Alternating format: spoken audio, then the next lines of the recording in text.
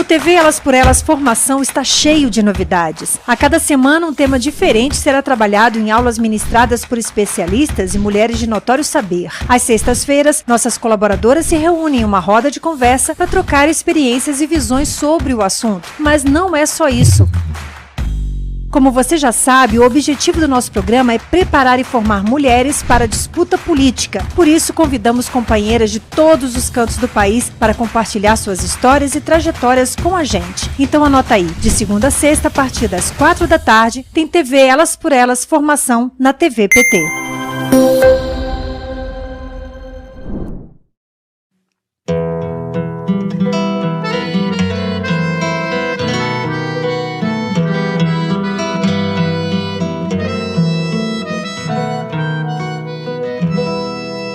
Lugar que é bom pra mim é onde eu quiser estar.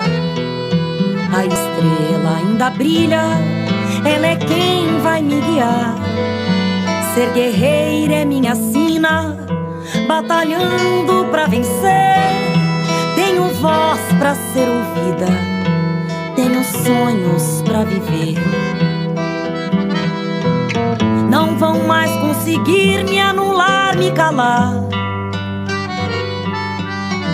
Ninguém vai me impedir de cantar e lutar.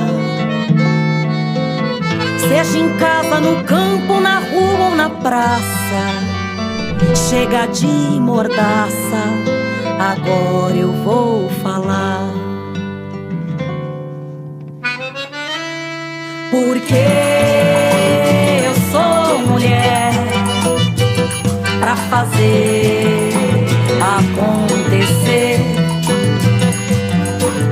Eu sou uma delas, são elas por elas, ocupando os espaços de poder.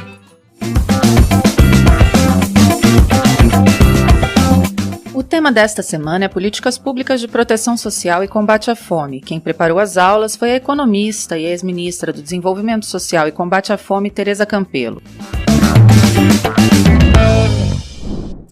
Olá a todas, todos, todes. Estamos aqui no TV Elas por Elas, formação, em mais uma aula sobre pobreza, fome, políticas de combate à pobreza, combate à fome, como o Brasil saiu do mapa da fome nos governos do presidente Lula e da presidenta Dilma, e políticas, né, para garantir que isso acontecesse.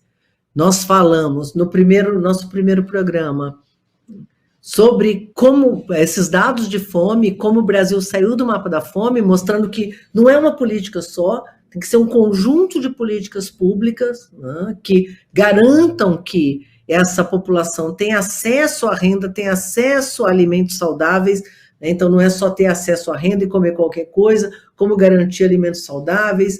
Né? Então essa foi a nossa primeira aula, mostrando inclusive que o Brasil voltou ao mapa da fome antes da pandemia, ainda no governo do presidente Temer, e depois isso foi aprofundado no governo Bolsonaro, também antes da pandemia chegar no Brasil, com o desmonte das políticas públicas e a desorganização da economia.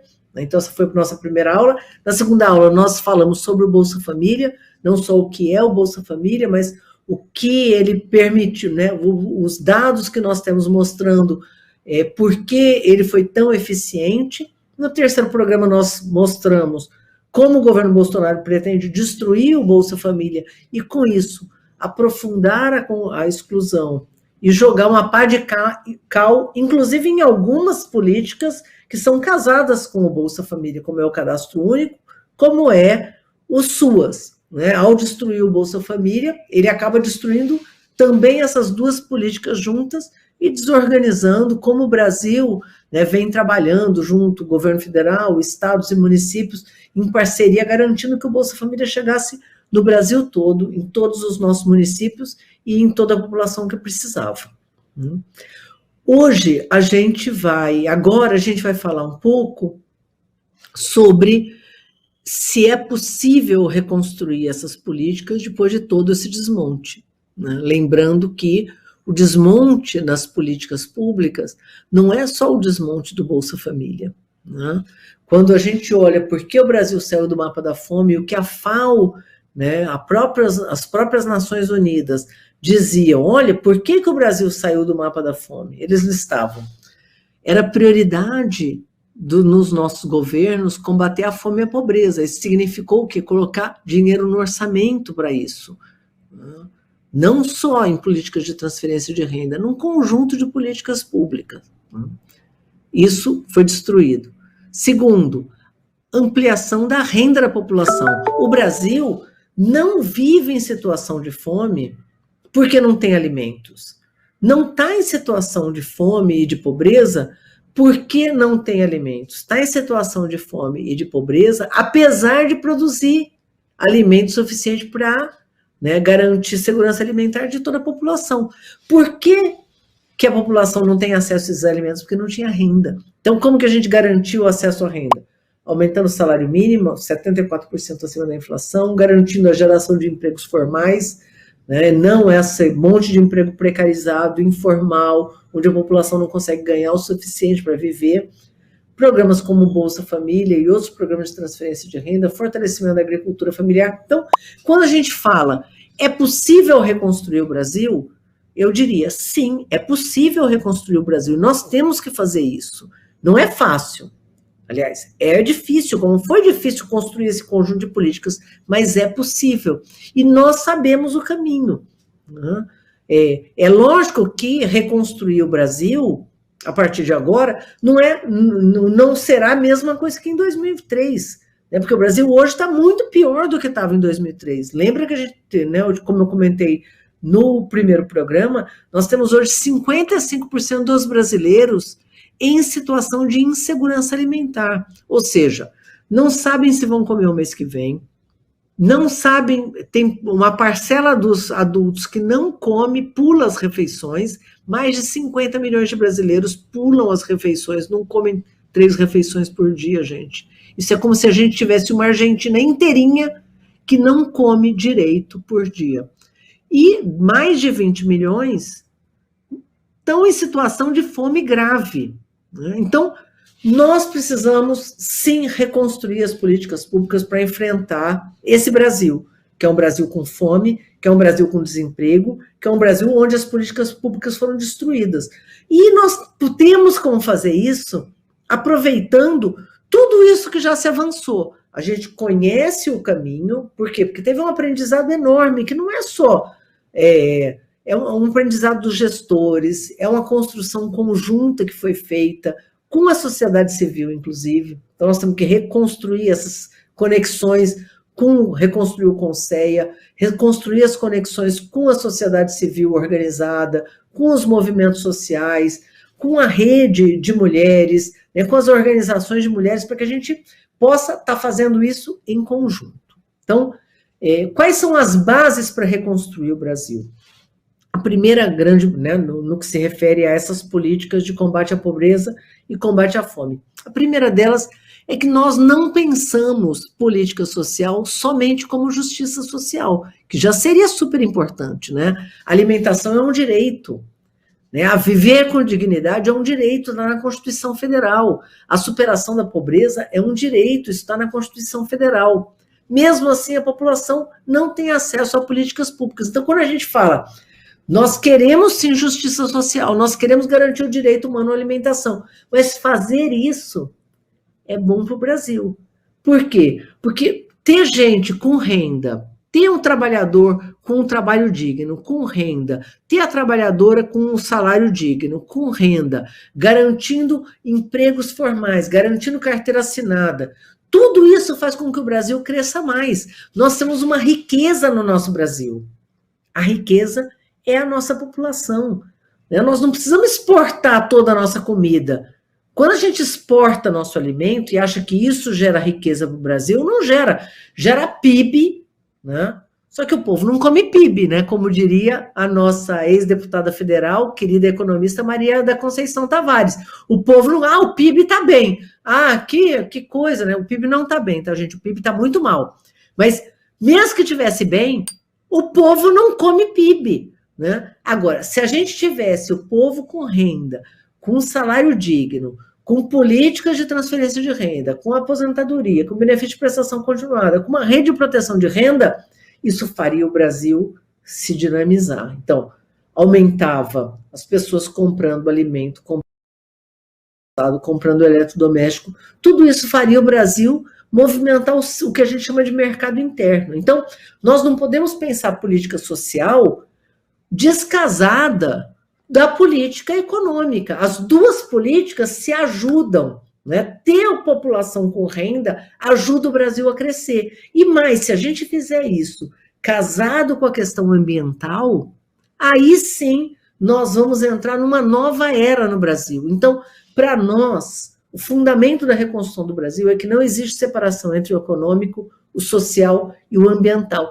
E nós podemos construir políticas públicas que casem essas três coisas e que façam com que o Brasil seja pioneiro em construção e inclusão social, em fazer o país crescer e fazer ele crescer de forma sustentável, respeitando o meio ambiente e garantindo aí empregos verdes, né? Então, essa é uma primeira grande questão que está no nosso plano de reconstrução do Brasil, reconstrução e transformação do Brasil, que nós apresentamos para a sociedade para dizer, o Brasil, o Partido dos Trabalhadores sabe como reconstruir esse país, certo? Está lá no nosso plano de reconstrução, vou mostrar aqui o plano, né? Quem quiser está no site da Fundação Perseu Abramo, e tem um conjunto de outras políticas que permanentemente nós estamos apresentando.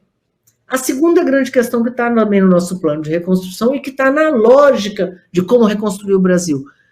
O cidadão não é só pobre de renda, não adianta só transferir renda, né? A população está empobrecida porque não tem acesso à educação de qualidade, à saúde de qualidade, à assistência social, à água, a esgoto. Quando a gente pensa o conjunto das políticas públicas, a gente tem que pensar o cidadão como integral. O cidadão é único. Quem é fragmentado é o Estado, quem está partido é o Estado. Então, nós temos que pensar em políticas multidimensionais, nós temos que reconstruir essa ideia do cadastro único e do Bolsa Família como uma porta de entrada via rede de assistência social, que tem que ser fortalecida, o Sistema Único da Assistência Social, o nosso SUAS, junto com o Sistema Único de Saúde, junto com a rede de educação, junto com as políticas públicas, para garantir o quê?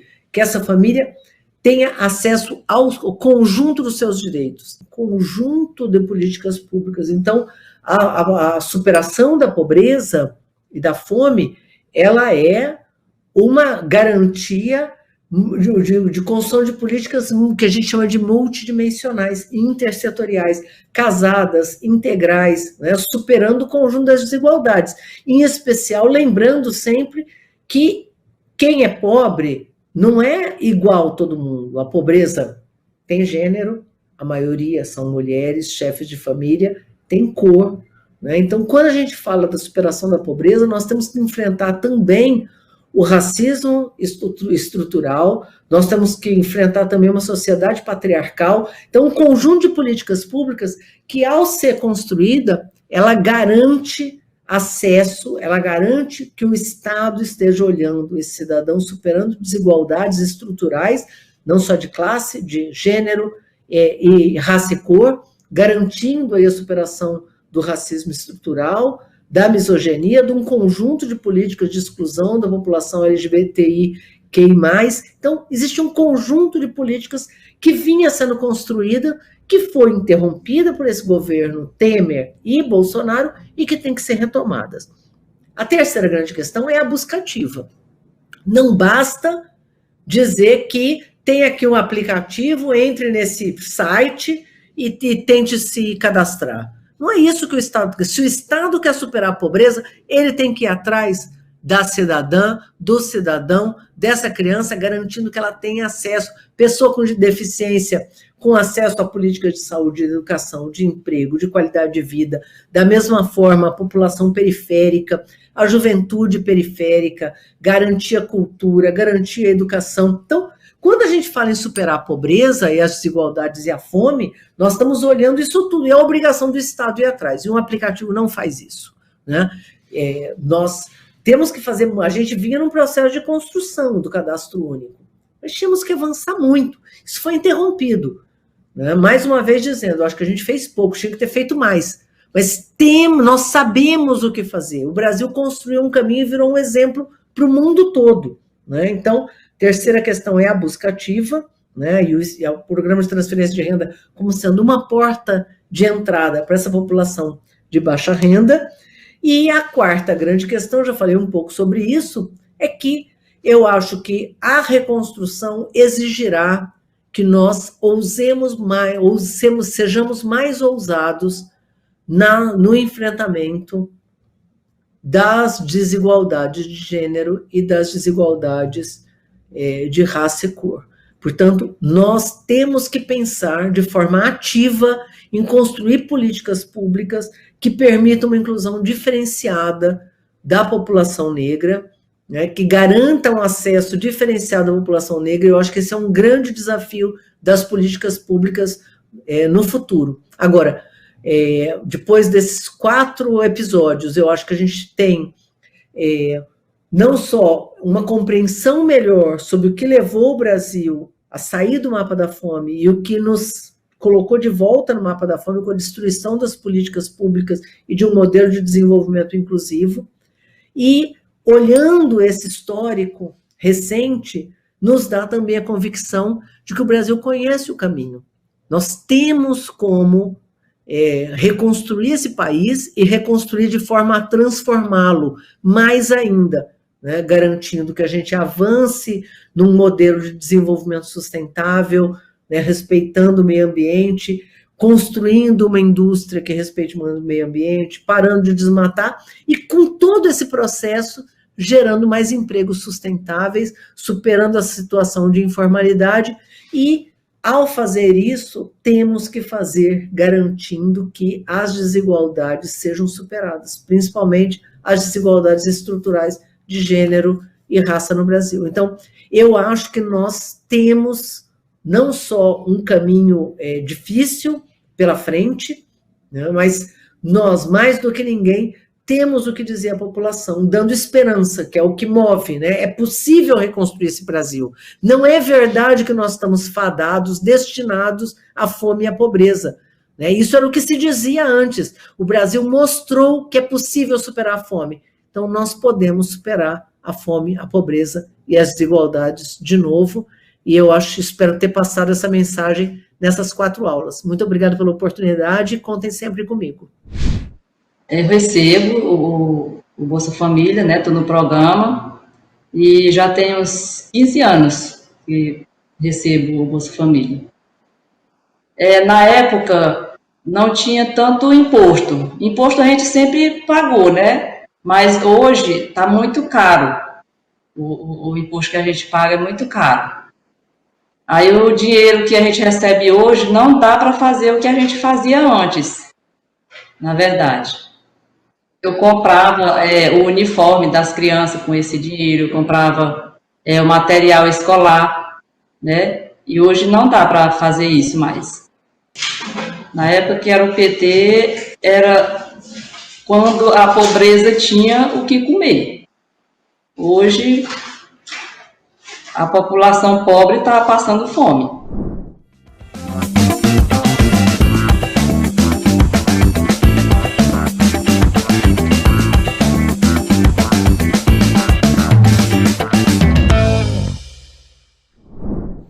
Oi, mulheres do Elas por Elas. Eu sou a Junéia Batista, sou assistente social do município de São Paulo, sou dirigente dos sindicatos municipais, da Federação do Estado, enfim. E estou também secretária nacional de mulheres da CUT. Estou aqui, ó, no meu ambiente em tempos de pandemia. Por que eu entrei na militância sindical? Influenciada, né, por uma mestra, Luísa Erundina. Eu era estudante de serviço social. O PT é criado em fevereiro de 80. Eu me filiei ao PT na casa de uma amiga minha em novembro de 1980. Pronto, aí começa essa história.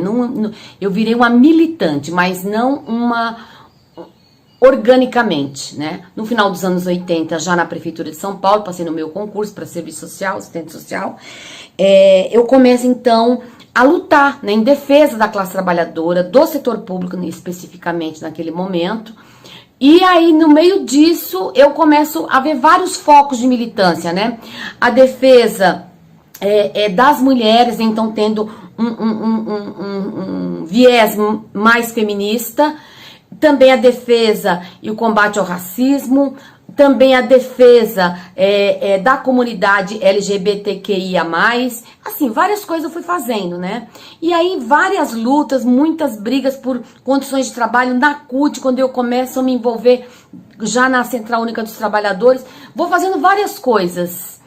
E aí é muita coisa, e é muito fascinante. Quando você entra nisso, você não quer sair, né? Porque é muito importante, essa luta você se sente gratificada quando você vê que você consegue ganhar alguma coisa. E por que eu quero continuar? E porque eu convido todas vocês a entrarem no movimento sindical, no movimento partidário e a disputarem.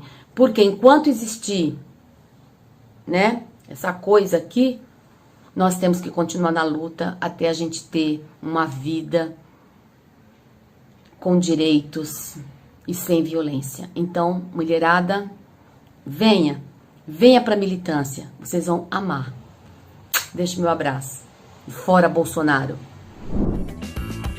O TV Elas por Elas Formação de hoje fica por aqui, mas amanhã você acompanha uma roda de conversa sobre o tema da semana com Tereza Campelo, Débora Ferraz, Aldenora Gonzalez e Selma Rocha.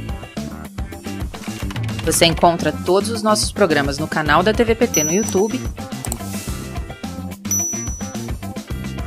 e em formato de podcast no Spotify.